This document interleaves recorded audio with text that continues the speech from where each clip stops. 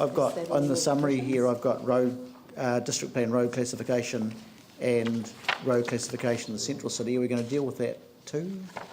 So, yeah, those 6 things I've just highlighted are the areas where we've made changes. There are some other comments that were made the previous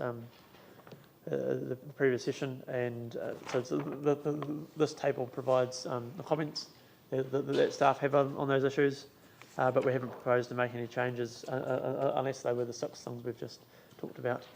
So it was really for your information as to the responses to some of the previous discussion that we had. The comments are on this page, you mean? Yeah, so in the table there's a column for staff comment, and they refer to some of the tables at the back. Are there any questions around that? Yanni? Just, so the government NZTA have got this one road classification that they're doing. Yes. When is that likely to come into effect? It's still being developed at the moment, so it's when it gets finalised, then there'll be a period of time where we can consider it. And at this stage, from what I understand, it's not the intention that it'll be a legislative requirement that we'll have to put it into our district plan. It's more of a it's more going to be a requirement around funding and around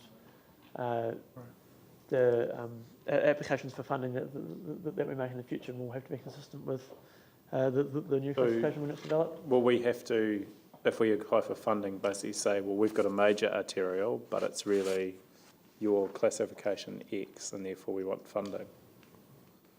Yeah, it's still being developed, so we're not entirely sure exactly how it will play out.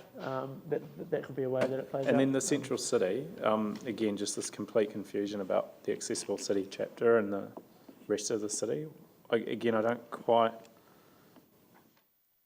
understand why you would have different wording. Like, surely it's best just to have one classification so people know what types of roads.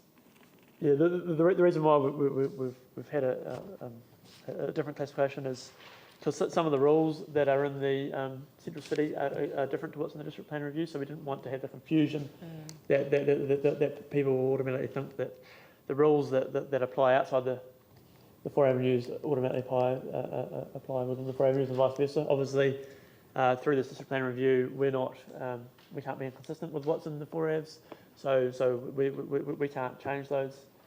So at the moment, it was simpler to have different terminology to avoid that kind of confusion. In the future, we may be able to address that, but at the moment, we can't touch what's in the 4 avs. What's Morehouse Ave? Morehouse is an arterial in the accessible city chapter. So the ones that go around the 4 avs are all central city? Well, that's the boundary of the central city, yes. Right. They're included within an accessible city.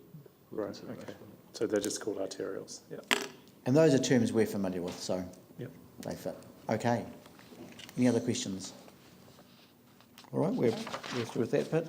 Thank you. So we'll move on now to the subdivision development and earthworks chapter, draft chapter, and you should have a package of papers relating to that chapter. This is the first time you will have seen this chapter this time round, and I'll invite Andrew Long to the chair. So in the package of information you should have the draft chapter, the section 32, summary of feedback on the chapter.